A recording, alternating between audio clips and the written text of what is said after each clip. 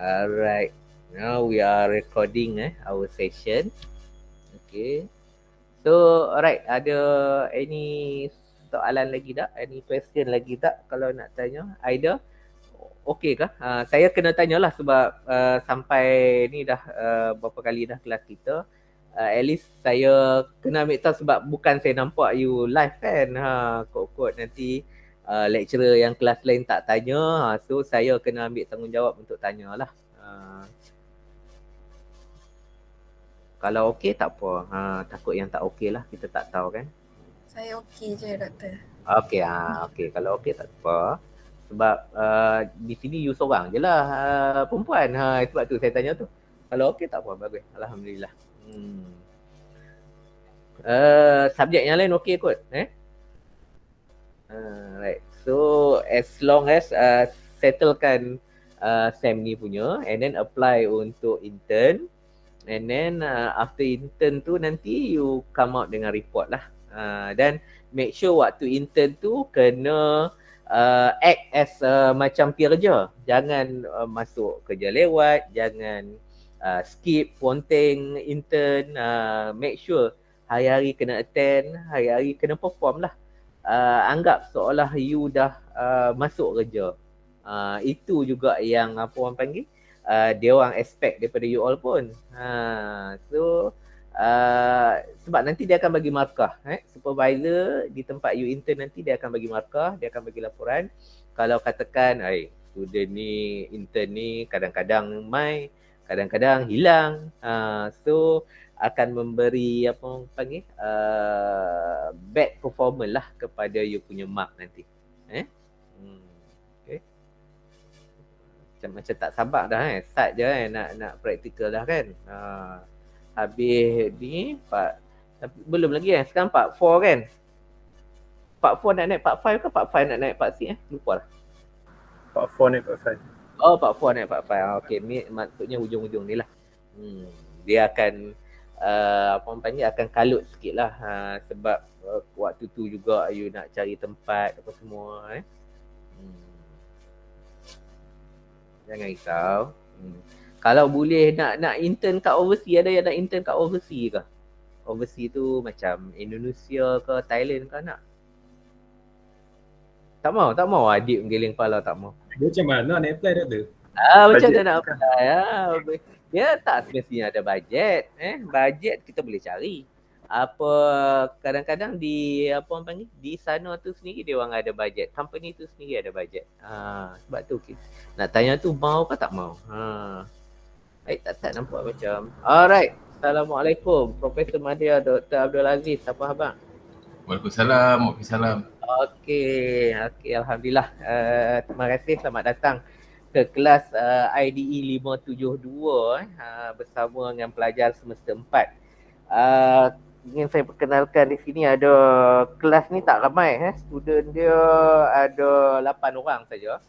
Dan di sini cukup dah 8 orang. Ada seorang lagi tu hilang tapi jangan risau. Seorang tu dia boleh merupa sebab muka depa sama dua. Kembar. Dalam kelas ni ada kembar. So bukan Upin Ipin tapi Amin dengan Abid. Di sini ada 8 orang, ada seorang je perempuan. Yang lain tu semua hero-hero. Heroin seorang saja. Dan saya kenalkan di sini ni Profesor Madya Dr. Abdul Aziz bin Zali atau Zali daripada Fakulti Komputer dan lupa dah fakulti apa? Computing dan Industri Kreatif. Dan Industri Kreatif. Alright. Okey, Profesor Madya Dr. Abdul Aziz dah mengajar di sana, saya rasa dah lama dah, 20 tahun dah apa? 21 tahun maksudnya. 21 tahun. Tu dia lama tu dan untuk makluman Dr. Abdul Aziz ni sebenarnya classmate saya lah batch saya dulu waktu degree, kami bersama-sama di dalam satu kelas macam ni, macam Miro dengan Izani macam satu kelas ni macam tu alright. Dan kami sama-sama apa orang kata ambil industrial design waktu tu AD berapa tak ingat dah. AD14. Oh, AD14. Waktu tu AD14, AD14. Tahun 95. Lama tak tahun 95? Oh, 1995 no. Waktu tu kita start dengan diploma, then convert ke general degree, dan kita memang waktu tu kita punya lecturer, salah seorang dia adalah Profesor Dr. Hariri itulah, salah seorang lah yang mengajar transport lah. Dan ada juga few lecturer yang dah meninggal dunia, yang dah pi, contohnya Allahyarham Cik Azhari Kuzaifah tu, yang dia dia orang waktu tu dia orang part time, dia orang sambil jadi designer di Proton dan dia orang buat part time di UiTM lah. Macam Cik Syahrudin, dulu dia kat Proton dan dia sekarang kat Mimos lah. Okay, without further ado, saya silakan lah Dr. Abdul Aziz untuk continue dengan kita punya sesi pada hari ni lah. Perkongsian daripada Cik Dr. Abdul Aziz. Silakan. Okey, terima kasih PM Dr. Azhari Hashim atas undangan untuk petang ni. Sepatutnya dijalankan minggu lepas lah, tapi ialah ada banyaklah hoki-toki yang menyebabkan postpone and then sampailah date hari ni. Ini pun kalau ikutkan nasib baiklah sempat kata ada je agenda. Hari ni kita orang di UPSI ni ada dapat lawatan daripada Perdana Menteri datang melawat UPSI untuk melancarkan kempen Keluarga Malaysia yang 100 hari kerajaan Malaysia. Kerajaan sekarang lah. So datang ke UPSI dan melancarkan di UPSI. Okay. So itu ialah. So agak walaupun dalam pandemik PKP ni kelas pun berjalan online, tapi banyak aktiviti sebenarnya. Okay. So saya just nak kena dulu korang ni semua dalam tahun pelajar tahun berapa? Diploma ke degree ke apa? Boleh tahu tak? Tahun kedua. Tahun kedua. Degree. Alhamdulillah. Semua buat transport design. Betul? Semua transport. Oh, memang ada 8 orang je. Oh. Tak ramai Tu lah. Tak tahu kenapa. Tak famous kot. Satu batch mereka ada 18. 8 orang transport, 10 orang lagi buat furniture. Oh, okey. Semua ni daripada utara kot. Saya nak cakap KL ke cakap utara? Kalau KL saya bagi kurang-kurang, tapi kalau utara hampa lah kan. Ada KL. KL. Ada utara, tapi majoriti utara. Majoriti utara lah. Saya pun asal utara juga. Tapi yang dah 21 tahun duduk di Tanjung Malim. Tanjung Malim ni korang tahu kat mana Tanjung Malim? Mungkin ada yang tahu, ada yang tak tahu. Tak tahulah. Takkan tak tahu kan. Rasanya mesti kena tahu. Tanjung Malim ni berada di tengah-tengah semenanjung Malaysia. Utara, selatan, timur, barat, dia kat tengah-tengah. Sebab tu dia jadi orang putih dulu, British dulu datang ke Semenanjung, dia bina SITC ataupun Sultan Idris Teaching College kat situ. Sebab dia di tengah-tengah, di pusat. Kemudian kawasan ni sejuk, berkabus. Kalau kat sana kena pergi ni lah Gunung Jerai lah kan, dekat kan. Ataupun nak sejuk pergi mandi air tupah lah. Tupah ada lagi tupah? Ada. Hampa duk pergi tak ke tupah? Pergi. Tapi sekarang itu tak ada ayak pun. Dia pun kata kena ke pelayak tu habis dia punya tu tempat-tempat apa. Saya punya beg sejarah pun itu dah hanyut habis dah. Saya kat setahun juga saya duduk kat Sungai Petani tu, jadi saya tahu jugalah pasal belah sana tu memang duduk jalan sana saya dulu mengajar kat sebelah Sungai Petani tu. Okey. So Dr. Azhari dah cerita sikit banyak pasal latar belakang saya kan. So saya dengan Dr. Azhari memang kita orang best dan kita majoring ataupun specialist dalam transport design.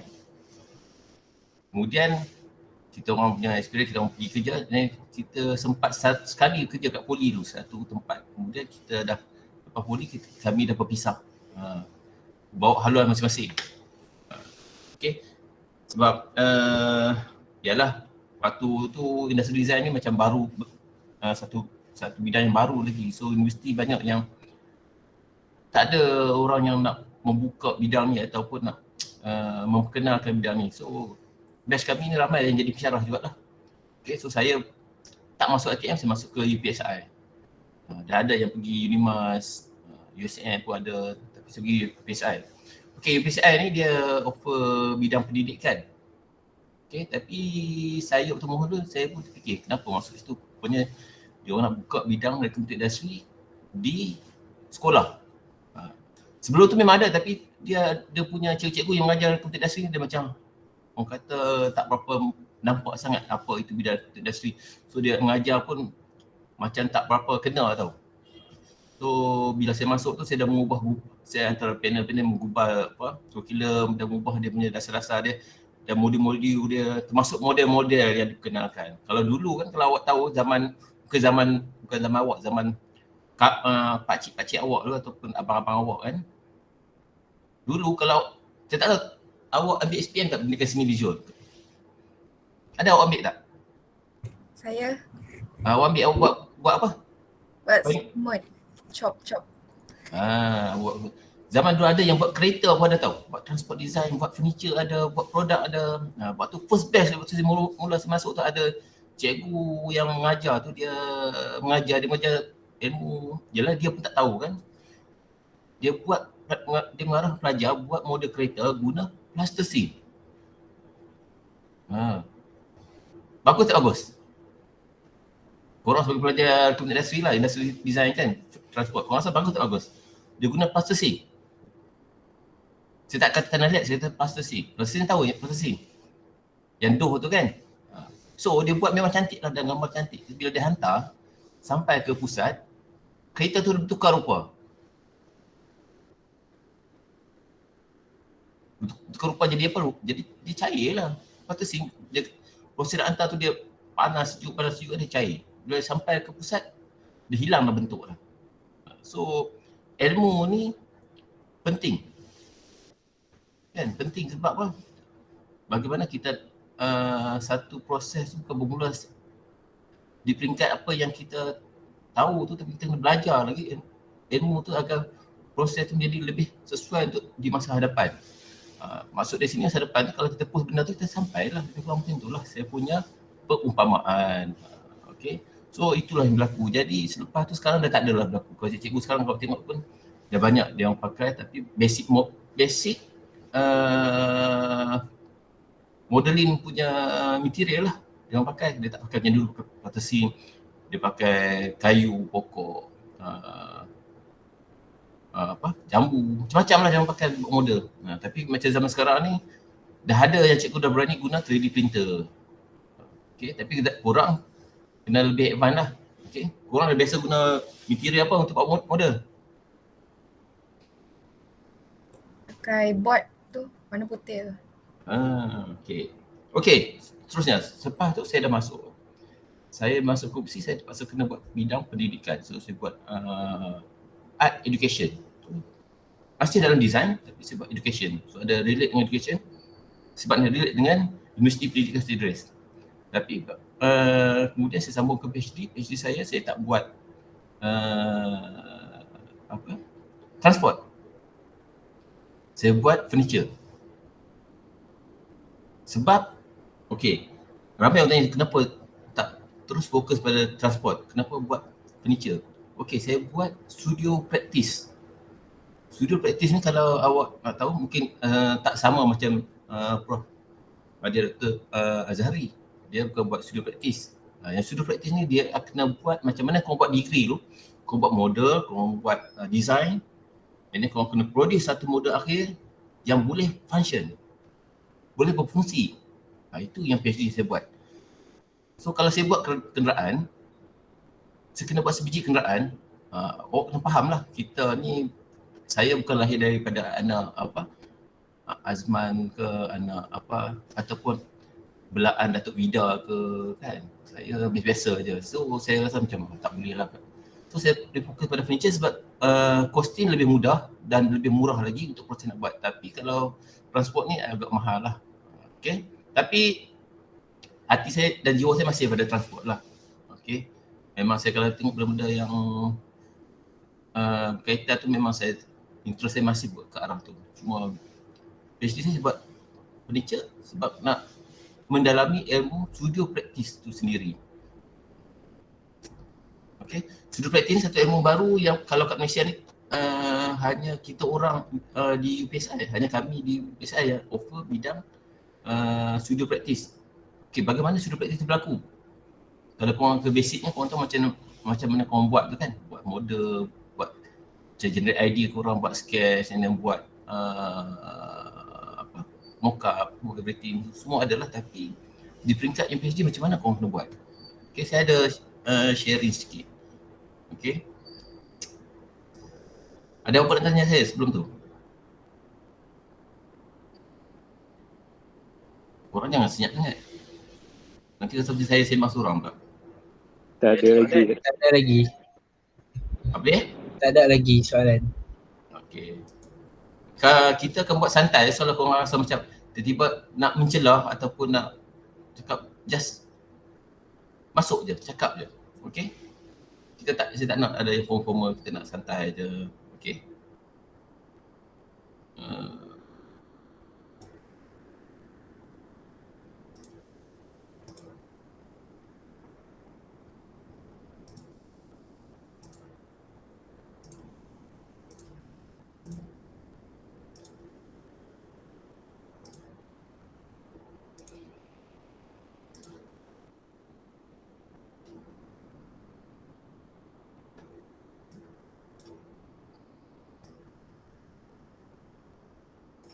Okay. Nampak? Nampak tak? Dapat tak? Nampak. Okay, alright. Risau kalau tak nampak.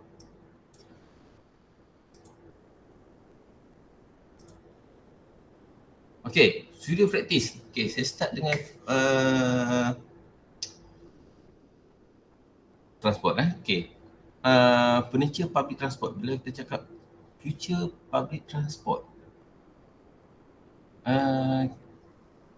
benda ni dia jadi satu benda yang macam kita nampak masalah sangat kan.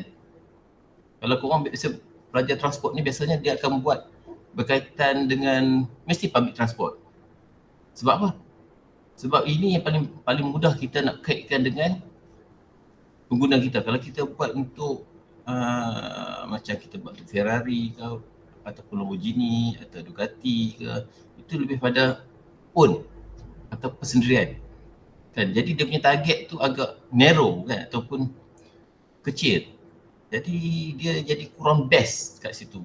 Maksud best ni bukannya best dari segi design tu. Dari segi design tu menarik, tapi dari segi kita nak bagi orang pelajar kalau nak explore dia punya knowledge, dia kena cerita benda yang luas. Yang tu baru dia boleh challenge dia punya skill dia. Betul tak? Okay, so kalau kita tengok gambar yang saya share ni, kalau orang tengok ini adalah salah satu future public transport yang dalam perancangan lah kan. Okay, kalau tengok brand dia daripada Renault kan. So kalau kita tengok kan, banyak elemen-elemen yang disentuh untuk kita berfikir untuk menyelesaikan isu yang ada pada public transport. Di mana sekarang ni kita tengok perubahan kereta yang terbaru sekali, kereta apa yang kata yang tengah top tu, kereta apa, kereta elektrik tu, apa nama kereta tu? Tesla. Saja saya tanya korang. Dengan famous sebab apa dia?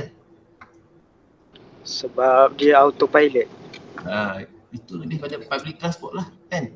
Lebih ada public, kerana semua orang boleh guna, tak ada pada individu.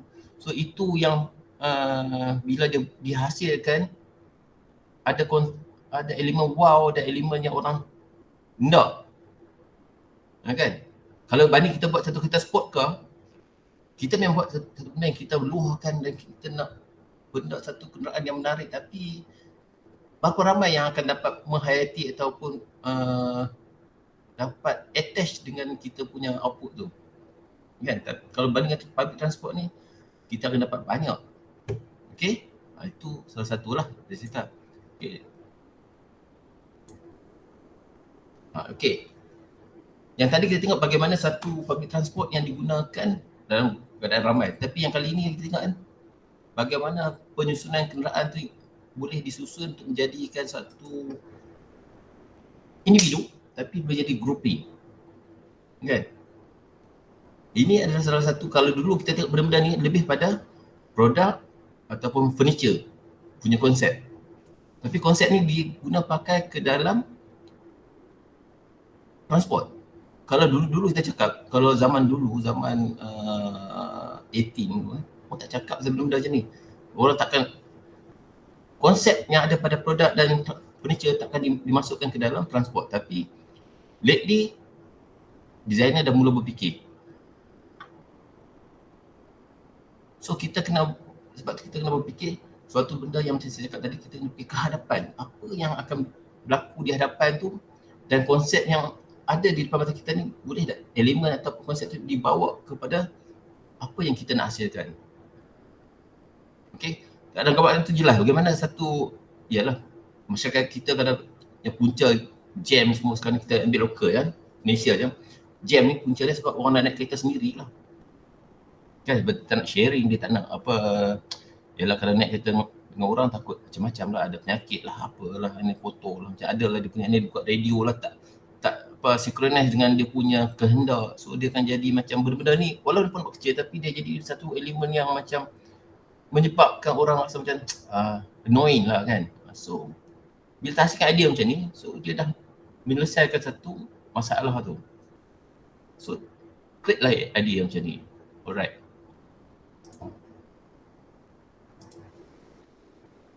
Ini salah bus pula kan. Bagaimana konsep bus ni dihasilkan. Dan yang kuning tu saja saya tambah public punya apa, kalau kat Malaysia orang panggil apa, truck kan. Kalau kat waktu saya belajar di Sulah dia panggil youth kan. Kereta macam lori. Dia tengok warna kuning teringat kawan saya dia buat beach cleaner. Dia buat macam ni lah konsep dia. Nampak? Wow. Tapi bagaimana elemen konsep ni dimasukkan dalam transport, itu yang saya kata benda yang kita kena fikirkan. Mungkin lokal masih belum ada yang sampai ke sini, ataupun ada tapi kita pakai idea tu tak keluar kan. Okey, satu lagi,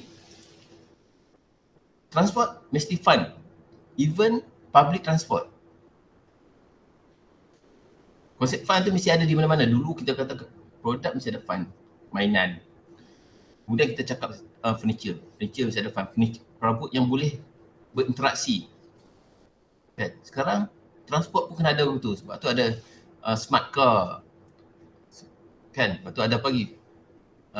Contoh yang motosikal tu, bagaimana dia boleh tukar bentuk untuk berbagai aktiviti, bersesuaikan dengan aktiviti. Sebab kita nak fun tu ada pada elemen satu kenderaan yang direka.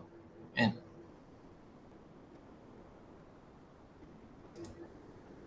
Okey.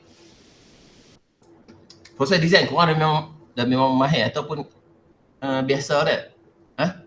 Dengan design proses? Betul. Siapa yang buat design proses ni? Designer. Ya tahulah designer. Siapa nama dia? Yang create model ni. Nanti korang kaji-kaji sebab benda-benda ni bila kita designer ni, benda-benda ni kita kena ingat ni, benda-benda ni. Bukan saja ingat prinsip elemen, lepas tu design kriteria, design proses ni kita kena tahu siapa juga. Dia pun orang designer juga yang buat benda-benda ni, kan? Okay, design proses adalah salah satu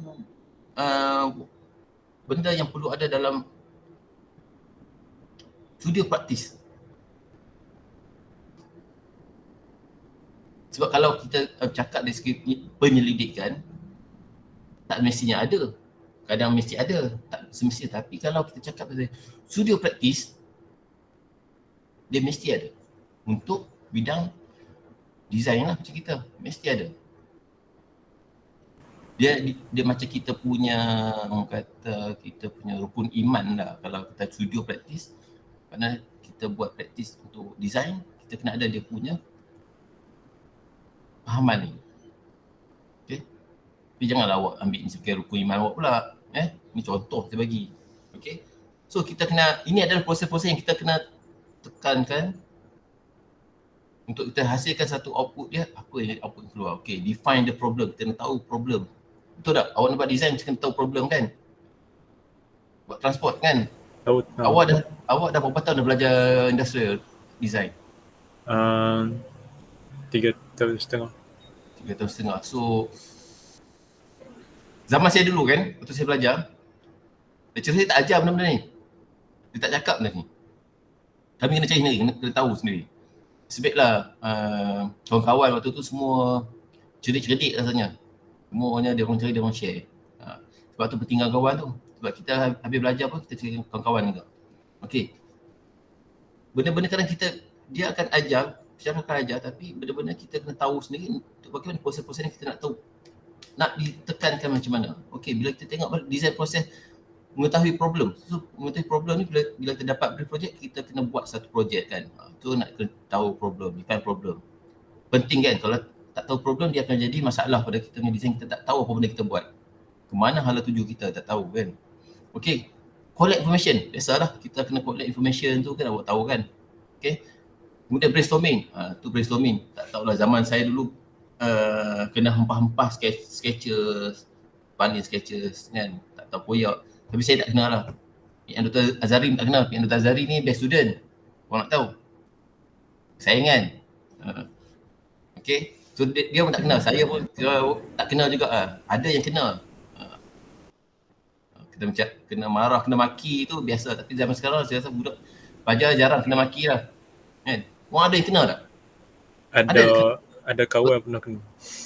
Dengan siapa? Dr. Azhari? Tak.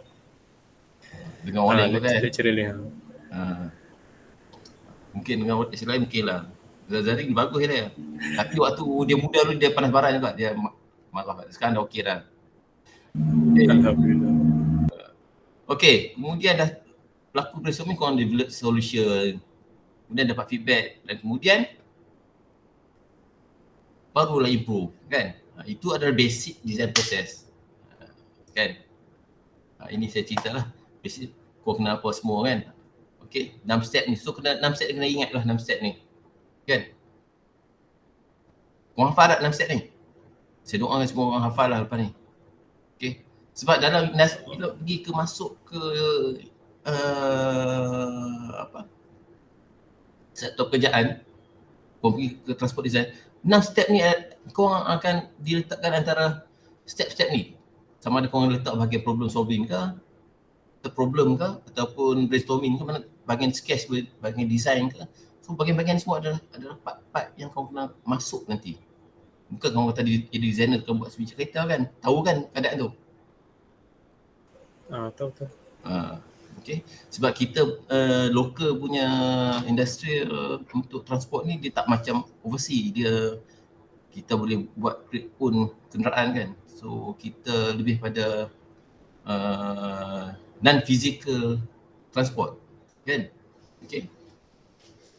Faham kan? Non-physical transport faham kan? Macam mana? Non-physical ni dia lebih pada body luar tu kita part lampu, part bukannya fizikal. Kalau kita sebut fizikal ni melibatkan enjin semua. Tu pun dia fizikal. Okey. Faham. Okey. Kita start dengan problem. Okey, studio practice. Bila cakap studio practice, benda yang paling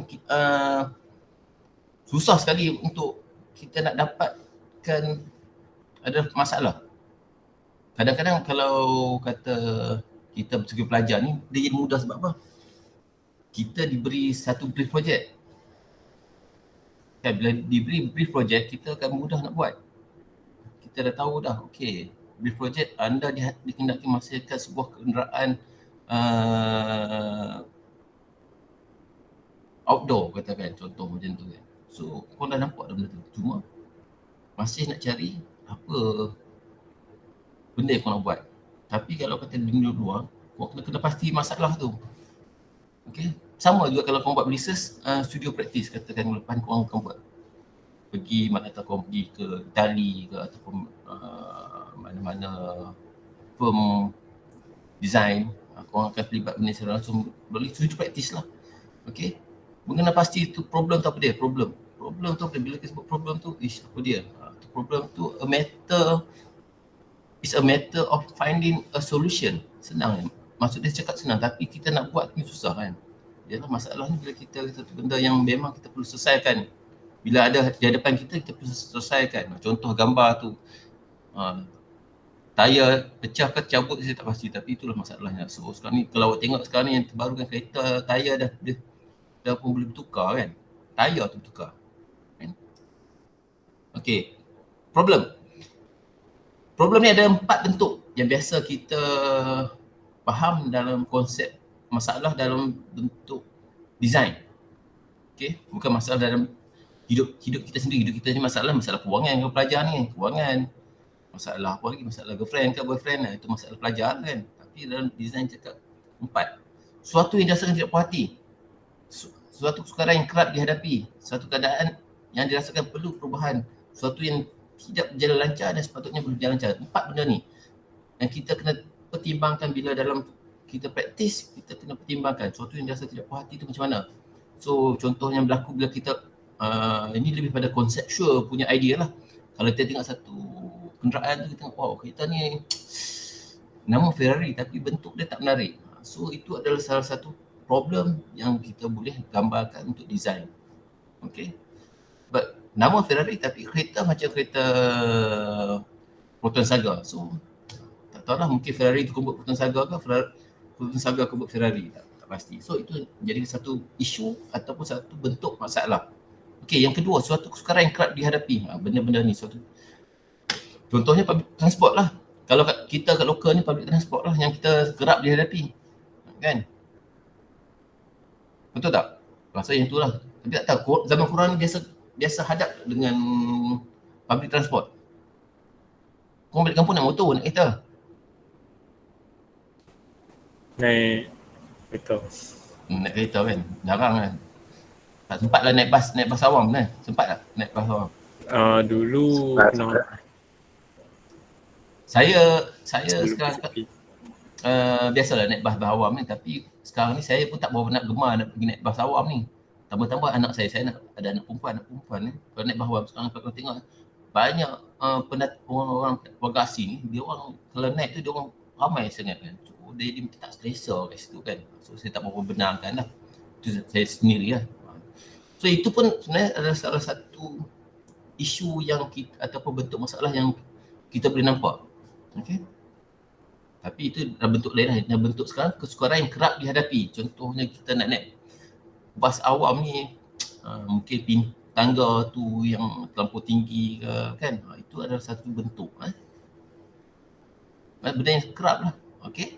Yang kedua, satu keadaan yang dirasakan perlu perubahan. Okay, satu benda yang kita rasa macam perlu perubahan yang nampak macam kita terlalu rasa macam selesa benda tu ataupun rasa macam bila dia manusia ni dia perasaan ingin berubah tu sentiasa berlaku kan. Bagi kita ni manusia, kita ni bukan Tuhan dia tak berubah. Itu berbeza kan. Kita mesti kita berubah. So kita rasa benda ni tu. Sebab tu contoh Proton Wira dia ada banyak version. Proton Evo dia ada banyak version. Kan? So Honda Civic banyak version dia ada kan. Yang terbaru dia keluar lagi yang baru. Yang ketam lah. Kan baru lepas ketam dia keluar apa pula tak tahu lah. Ikan pari ke apa ke. Kan? So dia perlukan perubahan. Walaupun benda tu sebenarnya tak ada masalah sangat tapi dia perlu perubahan. Okay. So yang keempat, sesuatu yang tidak berjalan lancar yang sepatutnya boleh berjalan lancar. Contoh apa dia? Kita ambil contohnya yang public, saya sentuh public transport. Saya suka public transport bila kait dengan perabot dia kait dengan public transport kan. So banyak benda yang kat sini tengok sepatutnya membantu pengguna tetapi tak boleh. Contohnya pengguna nak naik satu kenderaan yang selesa tapi tak boleh memberi kesesaan pun. Mungkin segi ruang ke tempat penyimpanan beg tu tak ada ke. So benda ni yang menjadi isu. Okay. So bagi praktis ataupun pelajar-pelajar praktis ataupun siapa juga praktis, benda-benda ni yang dia perlu fikirkan. 4 bentuk ni cukup. Daripada 4 bentuk ni kita boleh gambarkan bagaimana sebenarnya keadaan ataupun masalah yang perlu kita bubarkan, kita bentukkan masalah. So daripada gambar ni, so kita tahu suatu yang dah puati ke, suatu kesukaran ke, suatu perubahan ke, atau suatu yang tidak berjalan lancar. Itu yang kita tengok. Okay? Itu pun dah cukup untuk kita nak generate satu idea baru bagaimana kita nak menyelesaikan masalah. Sebab bila tahu masalah pun kita boleh next step. Kan? Kalau dalam design proses, lepas problem pun kita boleh step berikutnya kan. Okay. Pelaksanaan studio praktis. Dia ada dua yang korang kena pertimbangkan. Selepas korang tahu masalah, ada dua. Iaitu isu dan aim. Okay. Isu tu apa, aim tu apa? Kan? Konsep reka yang seharusnya menggambarkan kebolehan dan personality produk. Kebolehgunaan. Okay. Mana dia ada kebolehgunaan, mesti boleh guna lah produk tu, mesti kita buat design, kita mesti benda tu boleh berguna kan. Dan personality produk dia kena ada lah, dia bagaimana nak tunjuk personality terhadap pengguna tersebut, mesti ada kan. So untuk studio praktis dia mesti ada isu dan aim. Isu ni adalah satu benda yang apa yang berlaku sekarang, apa yang sedang terjadi. Kita mana seorang designer dia kena alert, dia mesti prihatin dengan apa yang berlaku di dunia sekarang, di keliling dia, apa yang berlaku sekarang ni. Contoh sekarang isu apa sekarang ni? Yang kita ambil, kita tengok dari sudut sekarang ni yang berlaku ni. Isu apa sekarang ni? Isu dari segi apa tu? Macam mana? Tak kisahlah isu sekarang ni. Okey, sekarang ni contoh isu sekarang ni pandemik. Itu salah satu isu lah. Pandemik ni. Kan, bila isu pandemik ni, daripada isu ni kita boleh generate macam-macam. Okey, pandemik ni kita boleh generate apa? Kita boleh fikir masalah dari segi sekolah, masalah orang nak naik bas macam mana, bas awam macam mana, nak naik kenderaan awam macam mana, nak naik kereta persendirian macam mana bila nak kumpul, kemudian kita nak aktiviti bersukan macam mana. So ada banyak isu itu kan. Semua tu dipanggil isu lah tu. Kan? Yang terjadi sekarang ni daripada satu isu pandemik. Itu satu isu pandemik. Mungkin kita ada isu apa lagi? Isu ekonomi. Isu karbon dioksida. Isu alam sekitar. Alam sekitar. Itu alam sekitar. So isu alam sekitar pun dari situ pun kita boleh generate apa lagi, kita berkembang lagi. So kita kena tahu isu. Okay.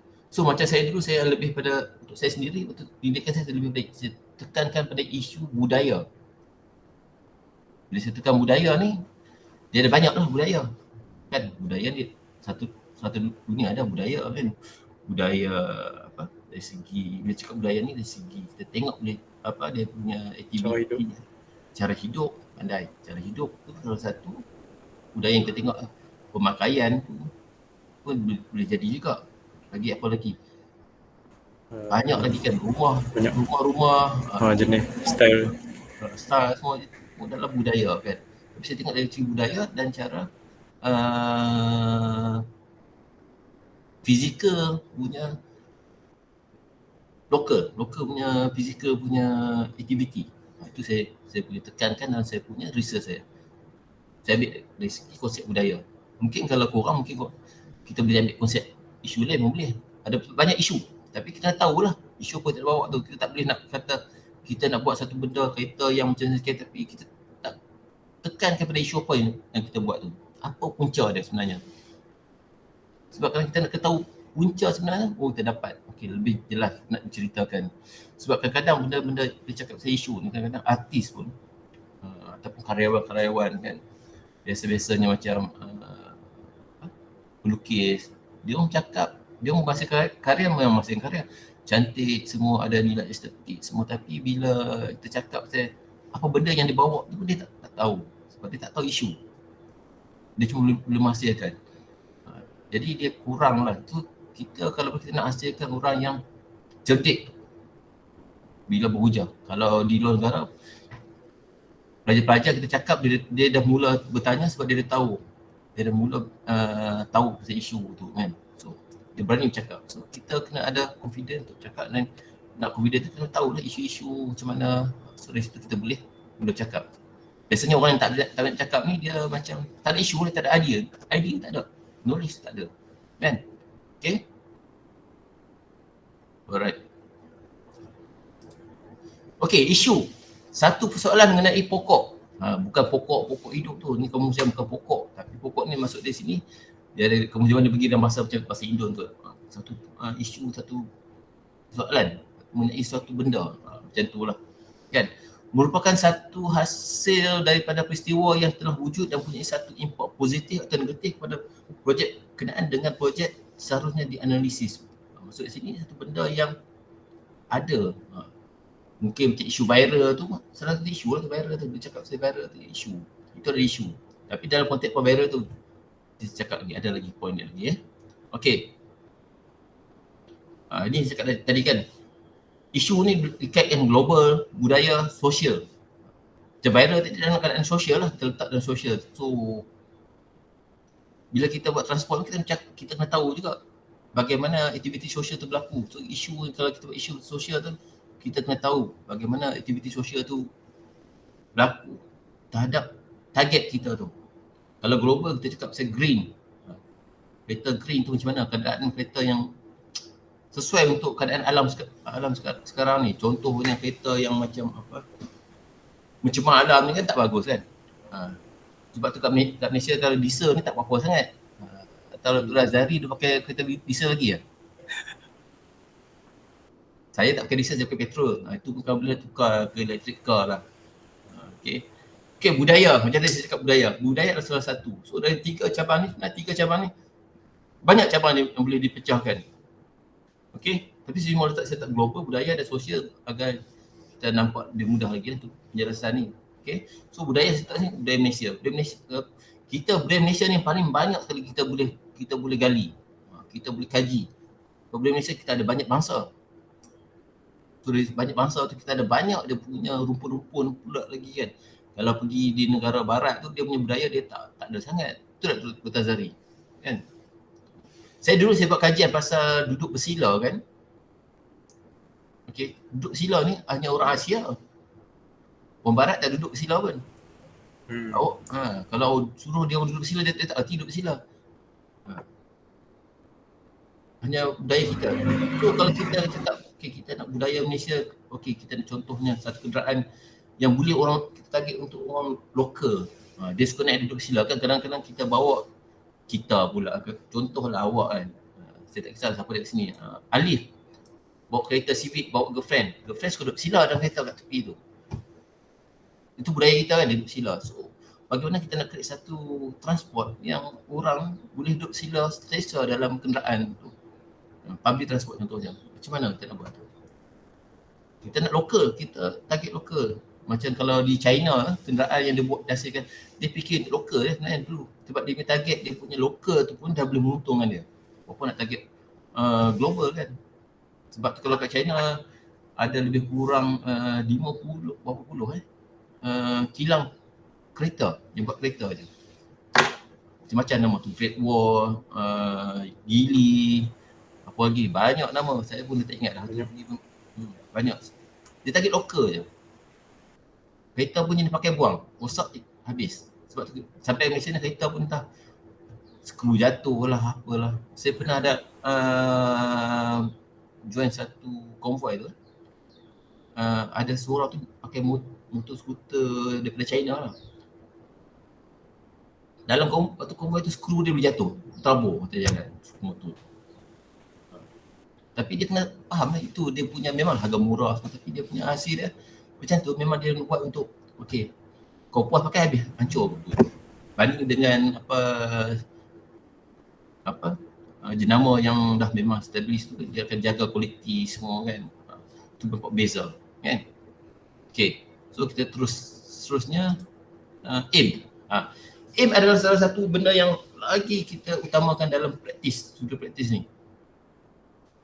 Sebab kita bila kita kata studi praktis ni, kita akan buat satu benda yang memang target kita, apa dia kita nak buat tu. Apa akan kita capai. Okey, ini adalah matlamat sesuatu yang anda lakukan ialah tujuan anda melakukan atau hasil yang ingin dicapai.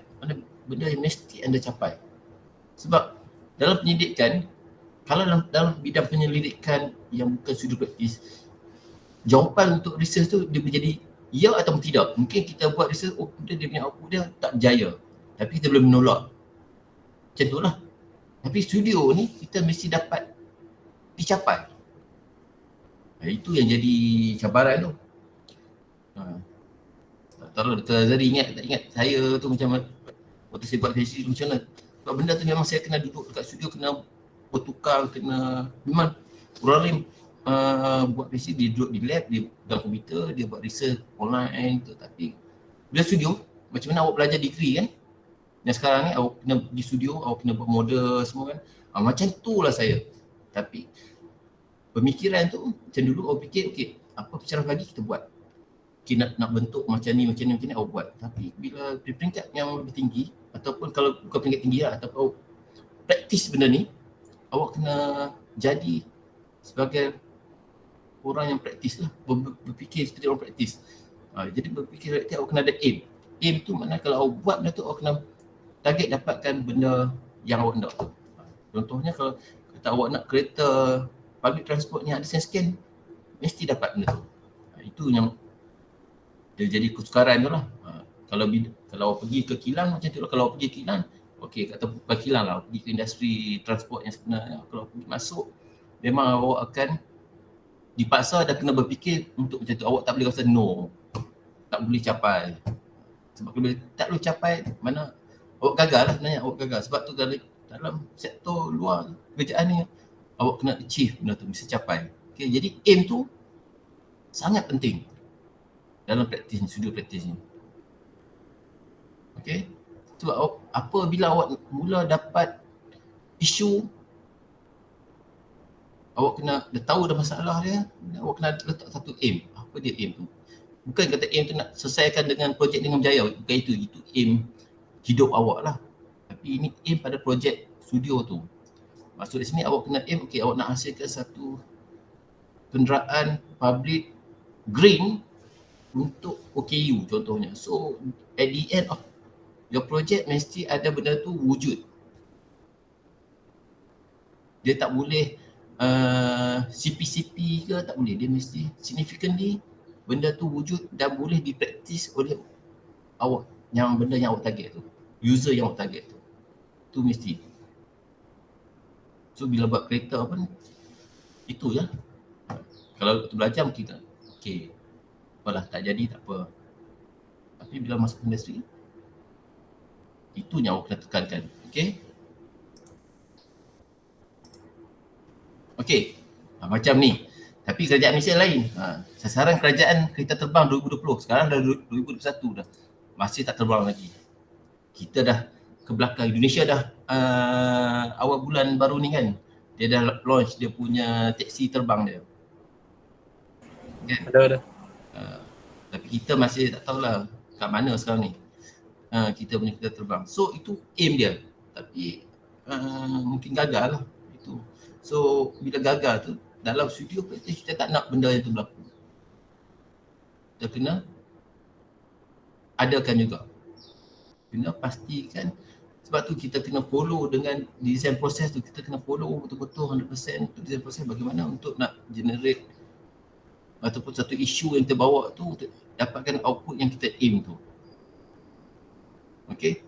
So apa yang saya nyatakan kat sini, benda-benda yang macam mana awak belajar ni hanyalah lebih kurang macam orang kata pengenalan satu proses untuk awak di industri. Tapi bila masuk industri, dia apa yang awak, kemahiran awak ada tu, awak hanya lebih kurang 10%, tapi awak kena fokus pada aim awak tu yang 100% untuk awak buktikan pada sektor yang awak terlibat tu lah. Itu je lah kan.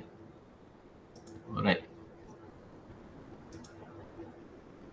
Okay, contoh sasaran kenderaan awam yang lebih hijau dan lebih selamat. Itu contohnya yang saya tadi aim tadi. Kalau kata sekarang ni, saya beri contoh tadi saya cakap pasal isu, pasal aim kan.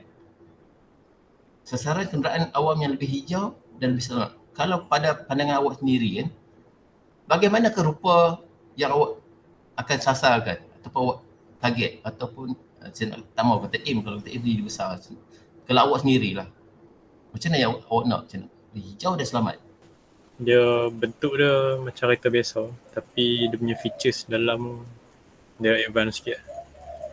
Macam apa sekarang ni kan ada macam Honda kan, dia ada Honda Sensing kan. Design dia macam Honda yang biasa, tapi dia ada macam line assist tu, line kick assist tu dia ada tu, macam dia automatic brake tu nak accident ke apa kan. So Okay. macam tu lah. Okay, yang lain ada lagi? Ada point lagi?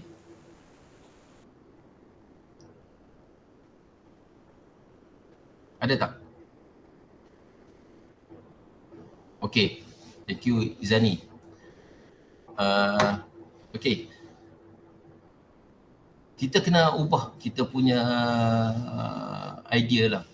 Okay, kita dah tak boleh lah cara macam tu kita fikir kita nak, mungkin nak macam tu saja. Kita kena fikir untuk praktis, studio praktis kita kena 360 darjah, kita kena tengok semua. Dari segi teknologinya memang ya lah, kita kena ambil apa yang awak cakap tu, memang kita kena masuk lah. Okay, itu dari segi fizikalnya lah kan? Semua yang berkaitan dengan green. Okay? Kita tak mau, kalau kita tak mau jadi macam Apple, dia keluar iPhone, habis dia membunuh semua telefon. Zaman saya dulu telefon ada 3 sen, 3 sekupang. Zaman 3 sekupang ni memang dia punya, orang kata apa, phone tu memang kita shock lah.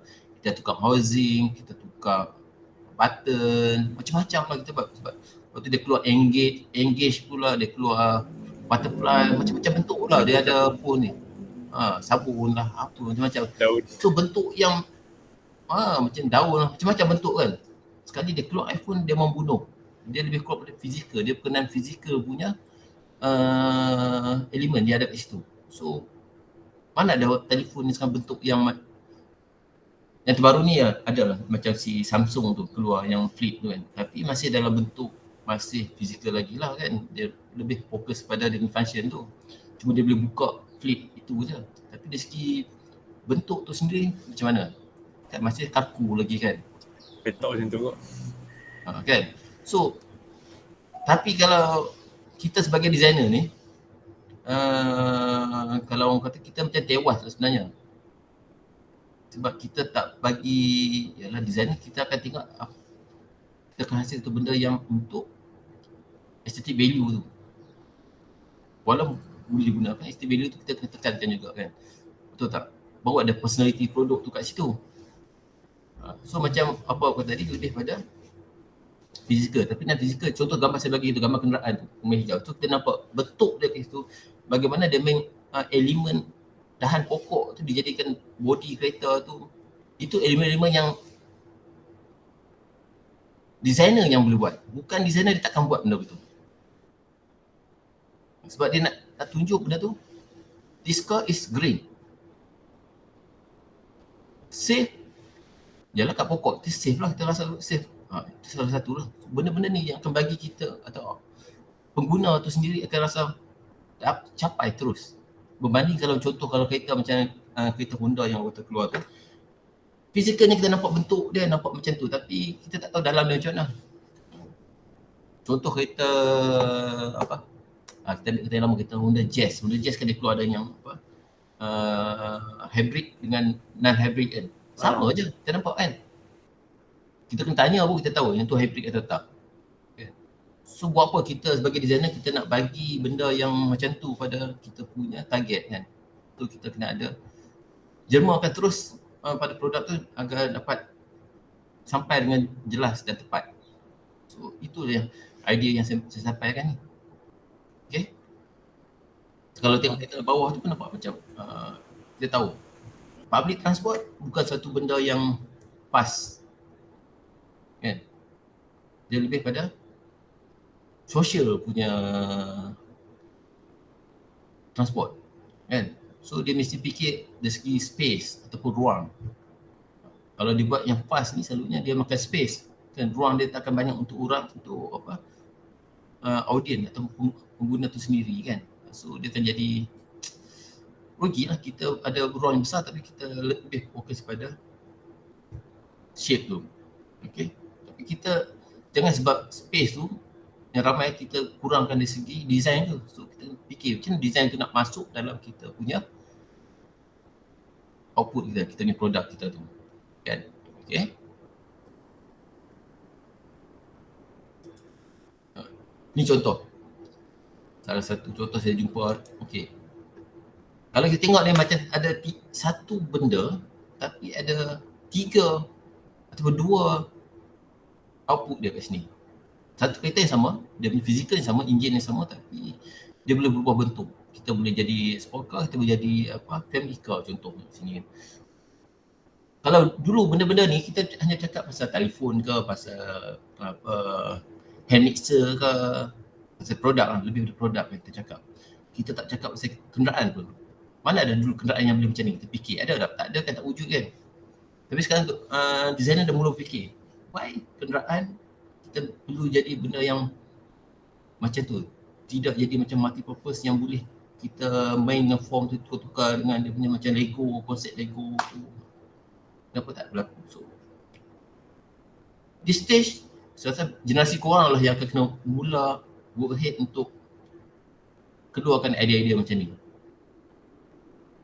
Okay, so transport bukannya sekadar satu benda yang okay, kereta sport, contoh yang kat sini saya tunjuk kan, kereta sport hanya sekadar kereta sport tapi tak boleh digunakan untuk kereta family car.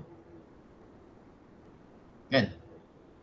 Macam Porsche dia keluarkan family car, dia apa nama dah Porsche? Taycan, bukan Taycan. Apa Panamera?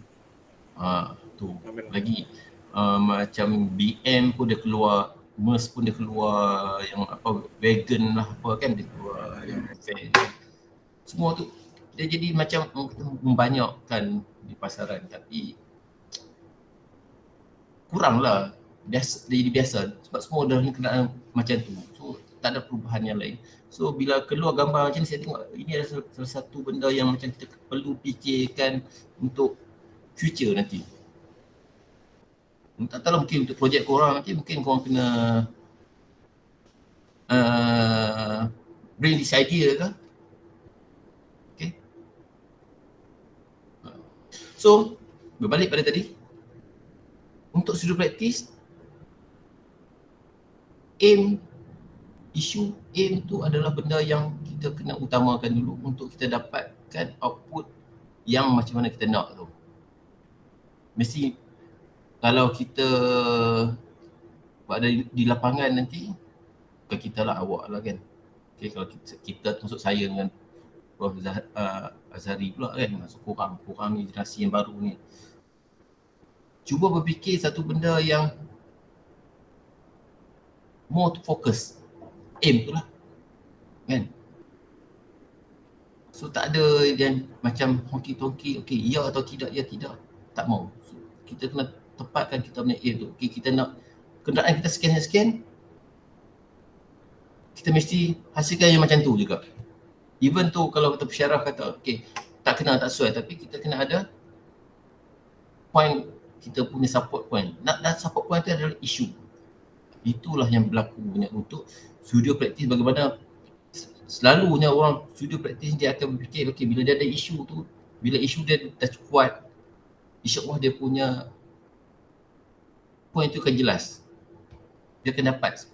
Sebab apa? Sebab dia dah ada dia punya background. Kalau banding dulu kita tak cakap pasal isu, pasal aim, kita hanya lebih pada apa yang kita diberikan, apa brief yang kita dapat. Itu je kita fikir. Okay, kita dapat satu projek, menghasilkan satu kenderaan sekian, kita pun buat je. So at the end kita tak akan dapat satu apa benda pun yang kita nak. Kita cuma dapat knowledge proses pembuatan tu.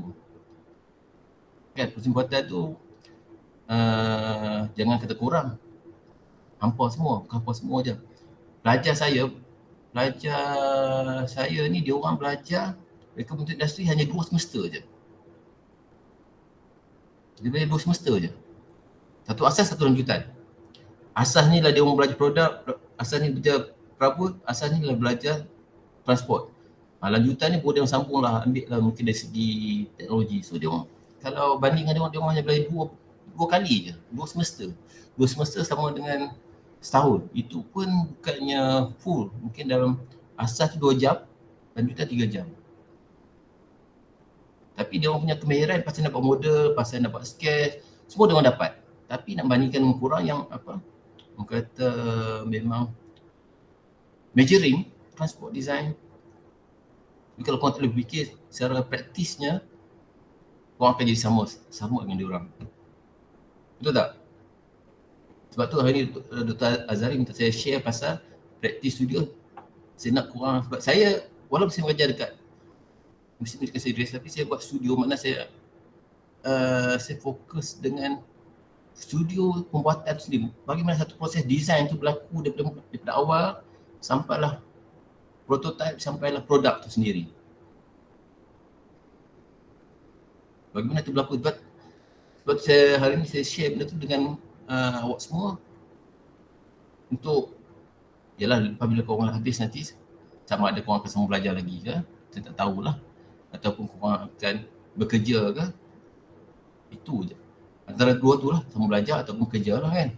So kalau korang sambung belajar, kalau korang pergi ke apa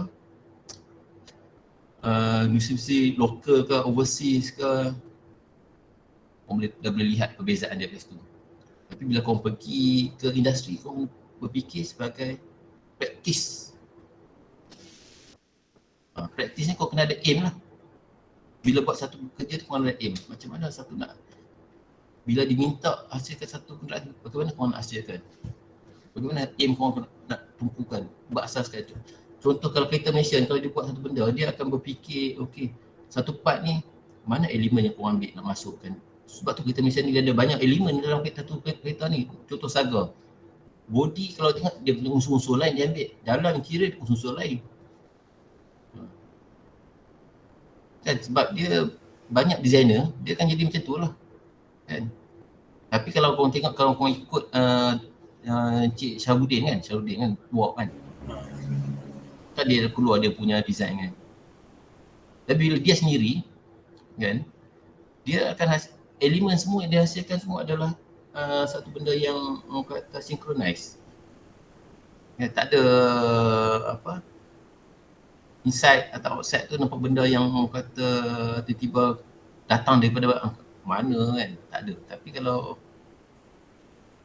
macam lokal kereta ni, saya bukan nak kata apa lokal kereta ni, kalau kawan-kawan juga lah yang buat pun, dia orang juga cerita pun kan.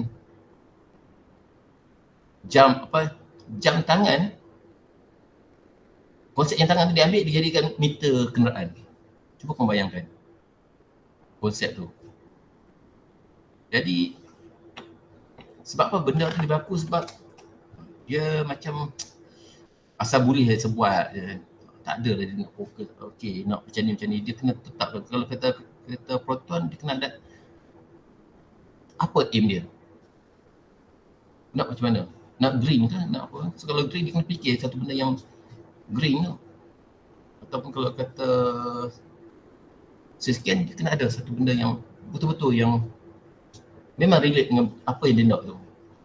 Kalau Saga tu macam mana, apa yang Saga kita nak kan. Sebab tu kadang-kadang kita tengok kita punya salah satu sebab bukannya major utama, contohnya apa, kita kenderaan kita kalau awak tengok dia ubah kan, dia ubah bumper, dia ubah signal, dia ubah sikit tu lah, macam tu je kan. Tak, korang rasa menarik tak lagu tu? Macam tak berapa kan, tak berapa sampai kan. Kurang sikit, dia macam lebih kurang. Kalau beli yang lama, beli yang baru pun macam dapat upah sama kot. Lebih kurang kan. Orang boleh tukar-tukar bumper kan. Boleh convert balik jadi macam baru. Kalau kau tengok Evo kan, macam Evo sampai Evo lah kan. Evo 1, Evo 2, Evo 3 kan nampak dia berbeza. Dia keluar 1, 2 berbeza, 3 berbeza, 4 berbeza.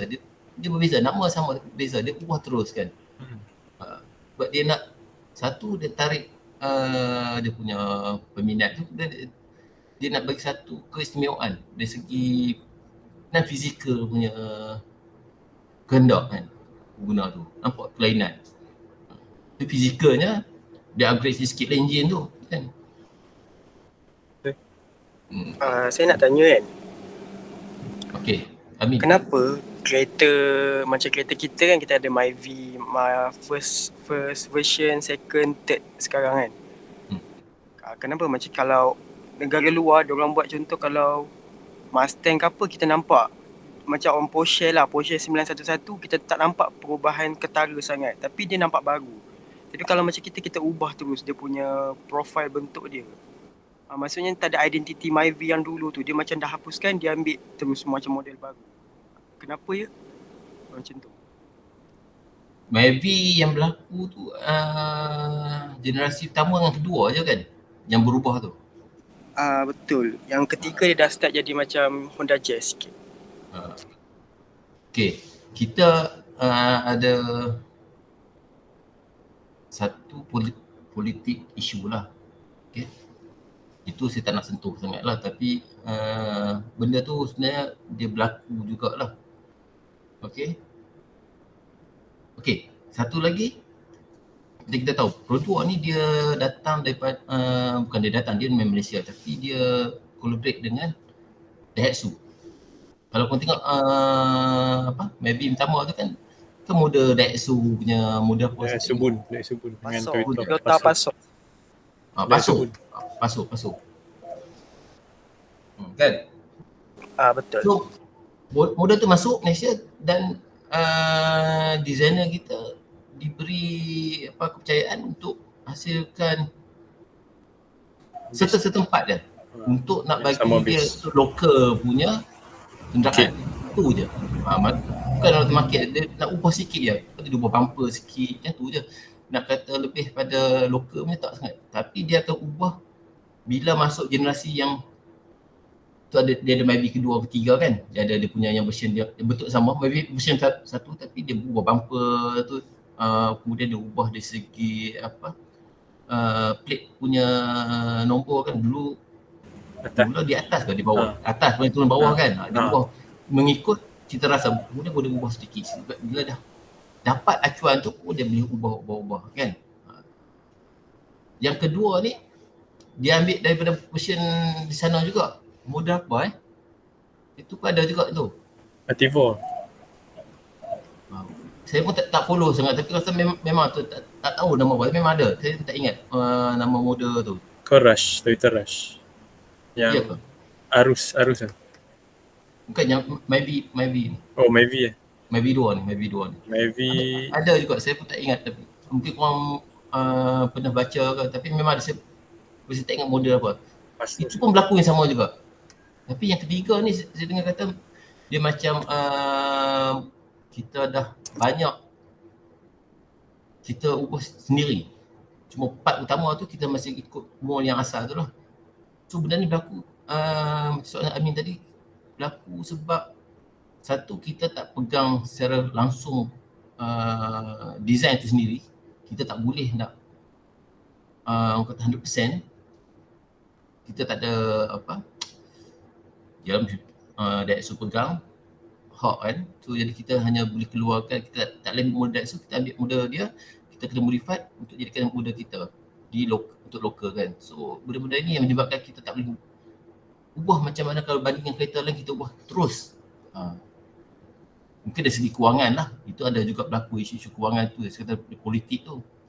Yang lain sebab tu kita tak boleh nak buat secara langsung tu sebab yalah syarikat yang dimiliki dia bukan tu orang kata Pro2 bukan kita national pun. Sekarang ni portal pun dah bukan national lah. Betul. Kalau korang datang ke Tanjung Malim ni nanti korang ajak Dr. Azhari datang Tanjung Malim ni, bukan melawat saya, tak melawat saya pun. Datang melawat Proton. Proton sekarang ni dah memang under Geely. Nak kata lokal pun saya pun tak tahu kata lokal. Sekarang kalau kat jiran saya pun kerja Geely, kerja daripada China. Memang dah ramai dah. So dari lama tak datang saya, dia tak tahulah. Memang dia orang datang ramai dan vendor-vendor pun dulu kita sebut vendor-vendor Azman Hamzah, lagi apa? Lupa. Banyak vendor-vendor tu semua dah tutup dan masuk vendor-vendor daripada China untuk set up kereta yang daripada jelly tu. Itu je lah. So proton jelly lah sekarang ni. Kan? So benda-benda ni yang akan menyebabkan kita tak boleh nak keluar kita sendiri. Tapi cara kita bagaimana kita nak jadi kita sendiri, kita kena fikir, kita kena ada aim. Okay, kita punya hanya boleh sentuh part-part yang contoh bumper ke, itu yang kita kena fikir bagaimana kita nak jadikan itu kita punya own identity.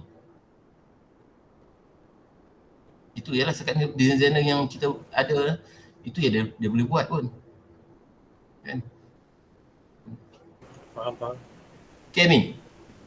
Faham, clear, jelas.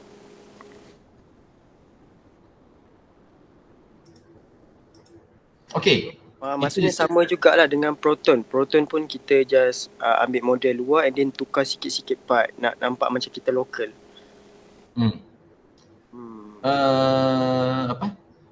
Kalau kau perhatikan Proton S70 tu, Ya. Proton S70 dia punya main body, dia punya structure dia semua tu sebenarnya daripada kereta Jelly. Volvo. Range Rover, Evoque. Bukan Volvo. Volvo. Kemudian sebab Volvo, XC90. Jelly dah beli Volvo dah. Kan, so enjin, kalau tak enjin pun enjin Volvo, tapi banyak juga part-part yang daripada Jelly tu diguna pakai. So designer Malaysia ni dia banyak part interior tu dia memang kita sendirilah, designer kita sendirilah. So part yang ada few part juga tu memang dari kita juga. Tapi banyak part daripada sana lah. Sebab tu kita punya siapa yang pakai S70 mungkin ada bapak ke mak abang ke kan. Kalau jadi kalau ada apa-apa isu kan, dia akan take time. Sebab semua part semua datang daripada China. Kita cuma pasang je sekarang ni. Itulah maklumat yang saya dapat daripada orang Proton sendiri lah.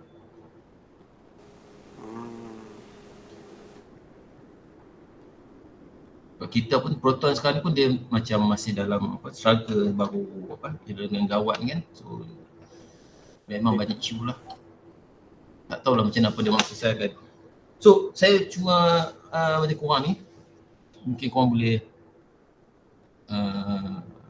lepas habis ni continue study, sambung buat transport design, try cebur diri di luar dulu, tengok bagaimana industri di sana. Ada je kita korang punya senior-senior yang bekerja sebagai designer di sana, di overseas. Batch saya Dr. Azhari tak ada rasanya kan kita. Cuma batch atas kita ada 2-3 orang, batch bawah tu ada juga yang memang bekerja di sana untuk transport design. Banyak je peluang tu. Cuma nasihat saya kalau korang nak pergi ke sana, korang jangan fikir sebab macam mana korang fikir sebagai seorang pelajar.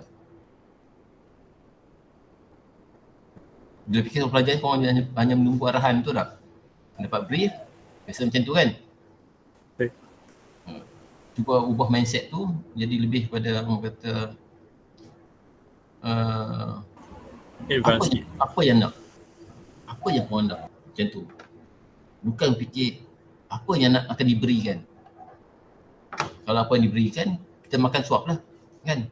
Orang beri apa yang kita nak. Bila kita nak, kita akan usahakan untuk dapatkan apa yang kita nak, kita akan buat. Banyak macam yang kereta-kereta yang baru sekarang, kalau tengok semua designer dia pun dah macam-macam dah kan. Yang belum muda dah, yang berumur ni pun dah tak apa-apa sangat dah. Ya. Cuma maintain je. Buat design sekarang pun dah tu keluar design yang orang kata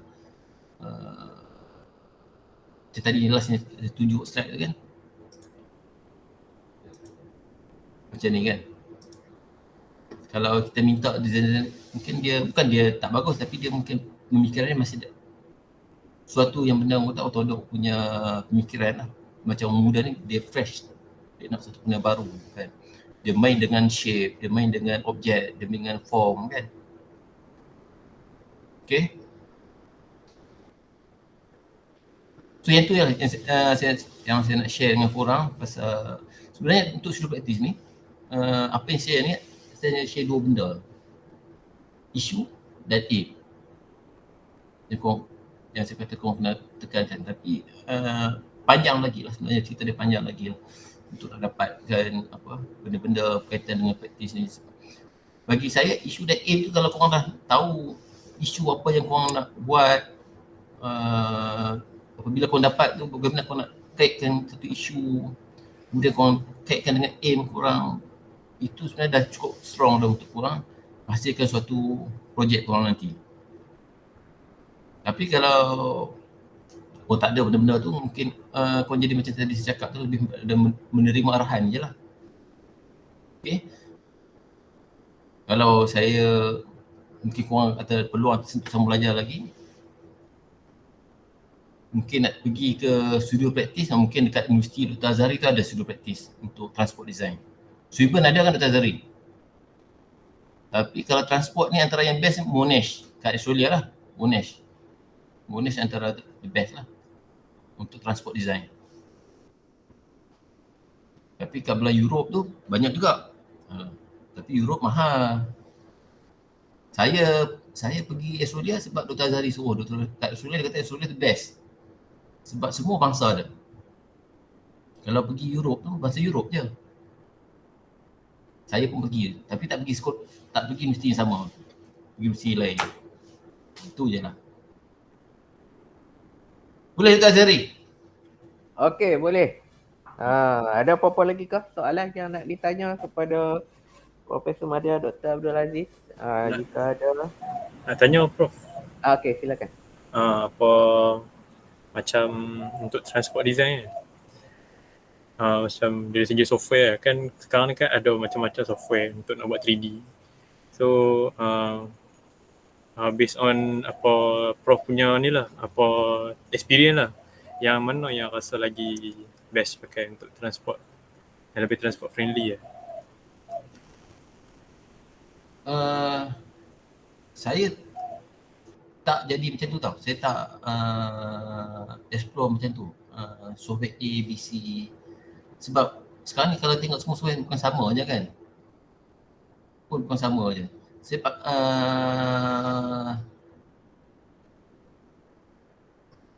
untuk waktu saya punya PhD, saya tak pakai langsung yang transport design punya software macam Alias pun saya tak pakai. Saya lebih pakai pada yang simple sebab saya lebih pada untuk production. Saya fikir production. Kalau kita fikir yang untuk macam presentation, kita akan fikir macam mana yang Alias 3D kan.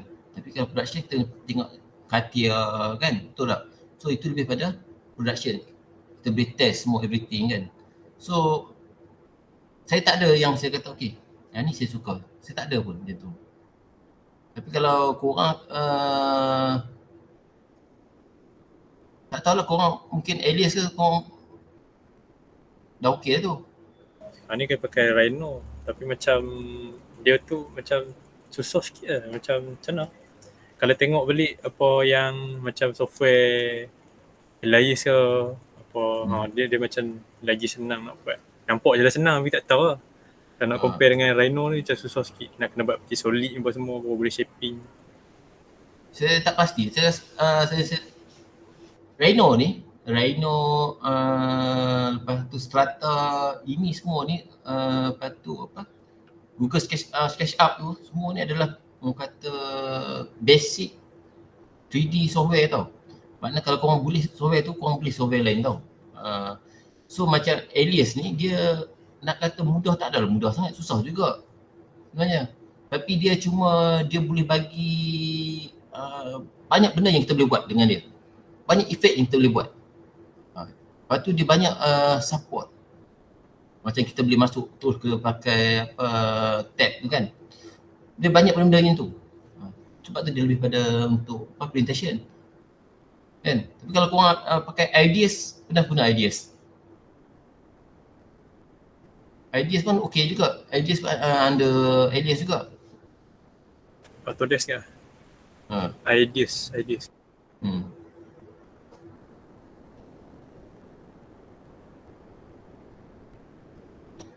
UiTM sekarang takkan pakai Rhino lagi Dr. Azhari? Dia degree kita pakai Rhino lagi lah. Nanti dia orang sambung kalau buat master by coursework tu akan upgrade lah. Tapi itu pun limit jugalah, maksudnya performance kalau kata kita nak pakai software tu, hardware pun kena upgrade sikit. Kalau nak ikut performance ataupun spec kita ada kat sini, hardware tu tak mampu lah. Itu je, macam sama juga student nak pakai pun, dia orang pun ikut kemampuan dia punya hardware lah. Dia orang PC, dia orang punya PC, dia orang punya desktop kadang-kadang tak mampu untuk run lah. Itu yang limitation tu. Tapi as long as you tahu basic untuk 3D modeling tu, it should be enough lah. Kadang-kadang bila masuk kerja tu tak semestinya semua company tu guna software yang sama. Even kadang-kadang company sendiri pun ada kekangan jugalah. Bukan semua dia orang ada license, full license untuk satu software. Tapi yang pentingnya basic tu kena tahu lah. Itu je. Saya tak pasti untuk korang, waktu saya belajar tu, beberapa tahun sudah kan, saya register under 3D Studio ni dia ada apa? Dia ada apa? 3D Studio ada apa? Apa dia? 3D Studio Dia ada apa? Lama tak pegang 3D Studio. Itulah. Dulu Extreme 3D, Infinity, ingat dulu Infinity. Infinity. 3D Studio dia ada apa saya tak pasti sebab korang sebagai pelajar, korang boleh download secara percuma, register under pelajar, guna email melalui UiTM, korang boleh guna untuk alias. Tapi korang faham lah alias ni, kalau korang pakai PC yang biasa-biasa tu tak worth it juga kan, dia memang bagi cuma pun. Saya pun dulu waktu awal-awal memang saya download, saya pakai semua, tapi bila waktu tu yalah personal PC kan, dia bukannya powerful sangat kan, jadi saya tak pakai. Saya pakai yang Ghost SketchUp tu untuk saya punya presentation, dan yang lain saya guna untuk yang machine, saya guna lain lah. AutoCAD semua tu saya guna balik lah, AutoCAD semua tu. Tapi memang 3D Studio alias ni di bawah Autodesk. Kau buka Autodesk and then kau register and then boleh mohon under education. So dia akan berikan ayat dalam tempoh berapa tahun lah. Banyak pengajian pun ataupun macam dia bagi tempoh lebih 2 tahun macam tu lah. Sebab saya ada lagi tapi saya tak buka pun. Saya download tu saya simpan untuk pakai tu, macam saya nak buat render pun yalah PC, personal PC kan dia tak berapa powerful sangat. Kan? Kalau korang ada yang powerful, korang cubalah. Memang dia bagi under Autodesk.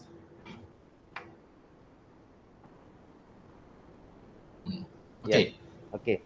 Ada lagi soalan? Lepas tu waktu korang belajar ni, korang sekarang korang explore lebih pasal making tadi, making process. Waktu model making model making. So benda tu kadang-kadang korang tak tahu bila dia perlu, tapi dia memang perlu pun. Satu dia akan perlu, dia sangat guna. Saya bila saya buat studio practice, banyak benda yang saya menyesal saya tak betul-betul gali habis. So bila kat sana saya mula explore balik. Saya kat sana waktu tahun 2000 saya buat PhD tahun 2009. 2009 tu waktu tu 3D printer memang masih di patent lagi. So kat Malaysia masih tak ada lagi lah. Okay, TM dah beli dah, tak tahu lah TM. Tu saya dah kat sana saya pakai dah. Dia orang pakai 3D printer. Dia orang pakai ada form punya CNC form. Dan 3D printer dia orang ada yang guna robot hand yang tu, so yang dia akan create model yang besar, boleh jadi apa? Saya sebenar lah. Dia pakai robot arm. So Model making orang kena memang kena try belajar ke apa yang ada kat UiTM, korang belajar semua. And then dari segi yang macam tadi software tu korang kena ambil tahu jugalah. Tiba-tiba bila korang saya pergi ke industri tu, memang kita zaman saya study dulu dengan Dr. Azhari dulu, lagi tak ada pasal benda-benda yang pasal komputer ni. Zaman kita belajar dulu ada Infinity je. AutoCAD tak belajar. AutoCAD belajar sendiri. So bila belajar sendiri, tahulah dia punya fahaman tu tak berapa tahu guna tapi tak berapa cakap. So saya explore banyak lah. So bila pergi ke industri, kita kena terus mahir.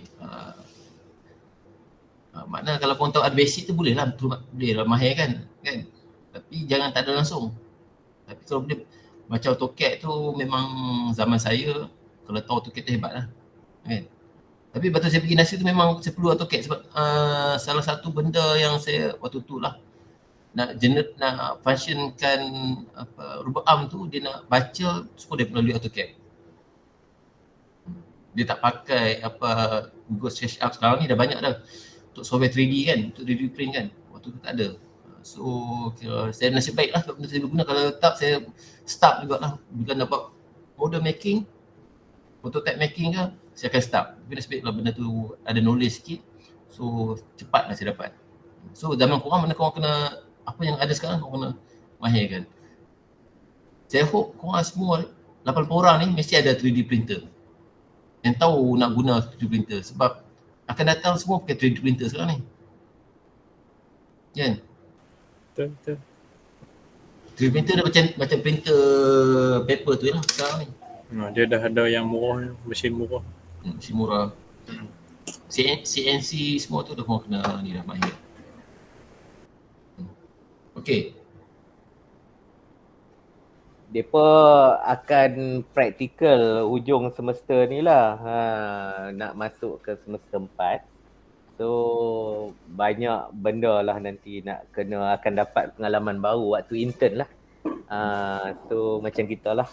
Tapi start saja tempoh rasanya tak sampai 3 bulan lah. Ada berapa 2 bulan lebih macam tu lah. So hantar dia orang pergi mana? Pergi yang tu bergantung kepada depa punya apply lah, depa nak minta di mana. So jangan duk try duk minta macam aku kata lah, jangan duk pergi ke kedai printing ke apa ke, dia macam limited lah, rugi lah nanti kan. Nak pergi Proton pun payah juga. Sebab bukan Proton dengan kata dia keluar muda baru kan. Selalunya bila keluar muda baru, budak intern takkan diambil lah. Dia busy Bukan busy, dia ada kerahsiaan kat situ. Jadi dia akan private kan. So masa tu mungkin payah lah sikit. Tapi cubalah rezeki, mana tahu kan. Depa jaga depa punya kerahsiaan tu sampai macam tu lah. Sebab pernah leak kot, pernah bocor 2-3 kali kot. Itu yang dia precautious dia jadi macam tu lah. Waktu kereta Gen 2 asalnya kan? Okay. So tak apa, Doris itu company dalam Malaysia lah. Kalau overseas tak kisah pun sebenarnya. Di Malaysia ni certain tempat tu masih lagi menjadi privacy untuk company. Okay, never mind about that.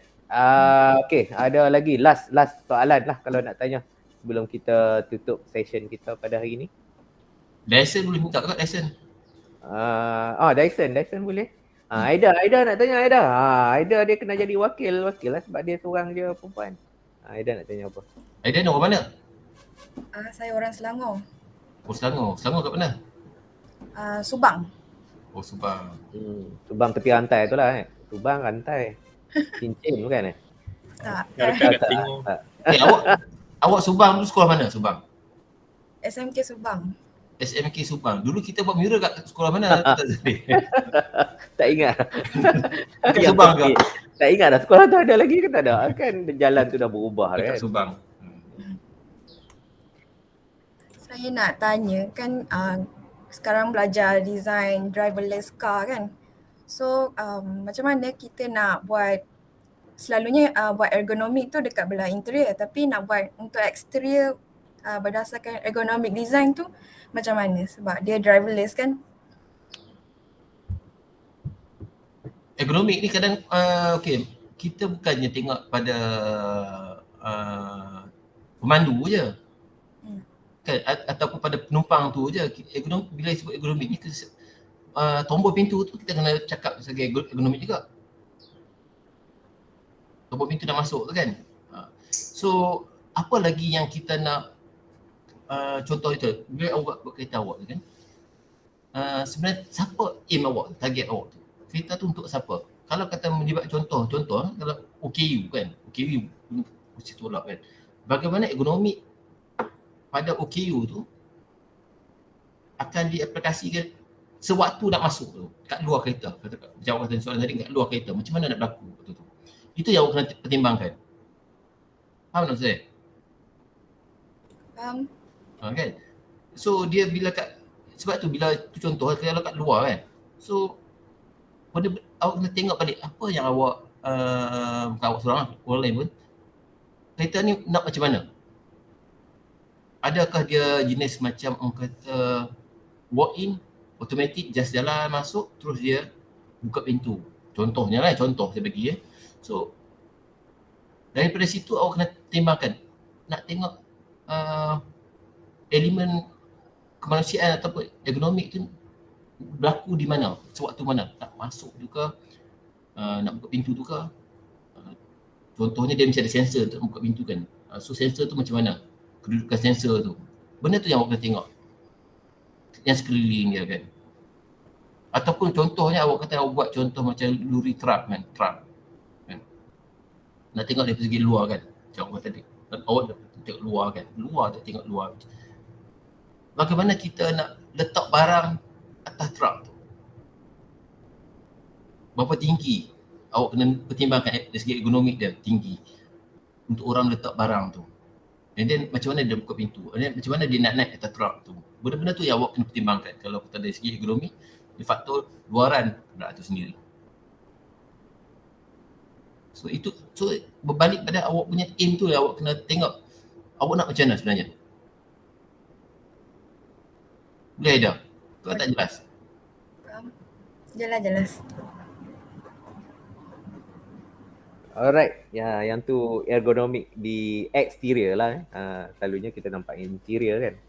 Alright, tu belum lagi consider exterior lori ke kan. Lagilah macam mana nak access. Ergonomik ni kan nak kata tak berlaku sebenarnya waktu bila tahu, waktu benda tu yang memang kita tak nak orang ataupun benda hidup ni pergi ataupun dekat. Dia melibatkan teori Gestok. Teori Gestok ni betul benda yang kita cakap, teori Gestok ni benda yang kita tetap kita nak menjauhkan orang kan. So kita buat benda yang bagi orang jauh. So kita buat objek yang bagi orang menakutkan. So dia akan menjauhkan. So bila dijauhkan, dia takkan ada, kita takkan pertimbangkan dari segi ergonomik pun. Benda macam tu je. Tapi kalau kata kereta, dalam keluar kita kena pertimbangkan, memang ergonomik kita pertimbangkan. Tapi kita tengok apa fungsi benda tu macam mana. Kereta tu macam mana. Adakah macam orang kita tak ada driver kan, macam mana dia masuk macam mana. Dia nak masuk tu. So dia punya sensor tu macam mana kan. Sensor tu mesti melibatkan individu yang pengguna tu.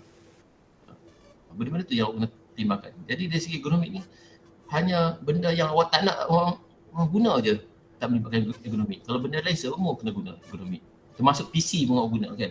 Apa benda tu, tudung awak ada ergonomik di situ. Kan? Kita memang tak fikir lagi pasal tudung sebab kita ambil tudung serelum je kan, serelum. Jadi boleh jalan on serelum. Tapi kalau kat situ ada isu kat situ, kita boleh generate satu idea. Sebab tu ni keluar tudung bawah lah apa, sebab dia nak bagi cantik tapi sebenarnya kita ada isu lain. Kan? Contoh dari segi ergonomik tu macam mana nak selesaikan ergonomik daripada tudung. Ada tak? Boleh bangkitkan tak? Tudung untuk bersukan. Dah ada tudung bersukan. Tapi itu dari segi sukan tu dia cuma tengok dari segi nak tutup aurat dia kan. Kita tengok dari segi tudung ergonomik ni, satu nak pakai, nak belit kan, kita nak belit tudung kan, awak nak belit tudung kan, kan susah. Kalau makcik-makcik nak tudung belit susah. Dari segi ergonomiknya, cakap ergonomiknya tu tak berapa sesuai kan. Tapi kalau awak boleh solve problem tu, macam mana? Itulah. Itu contoh aja. So semua ergonomik kita kena pertimbangkan dari semua benda yang sekeliling kita ni. Kecuali benda yang saya cakap tadi itu je. Memang perlu.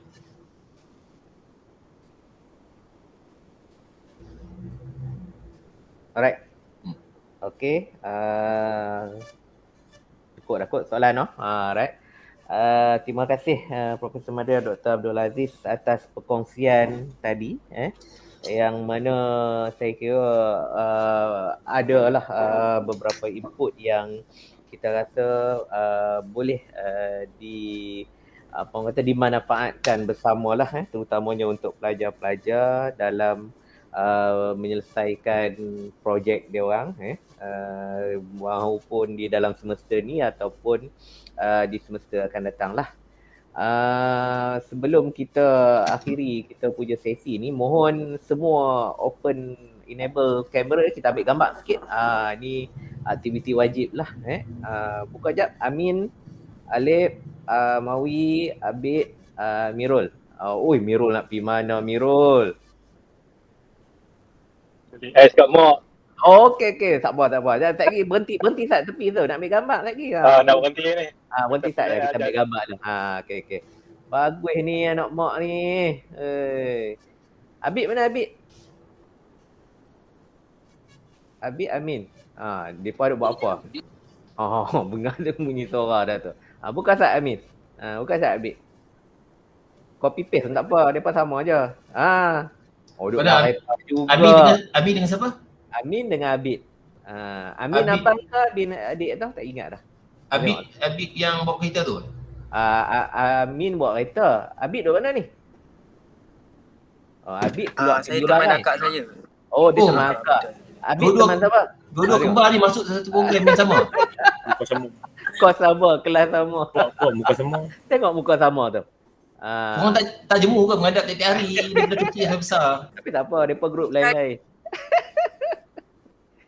Tu Abid nak pergi mana? Kami naik kereta asing-asing. Itu Abid. Tengok. Kereta asing-asing tengok. Tengok. Lawak lah mereka ni. Okay, alright. Okay, senyum Okay, senyum. Satu, jap. Saya ambil ni jap. Ya, ready Okay, 1, 2, 3. Alright, start. Satu lagi. Nak save dulu, start.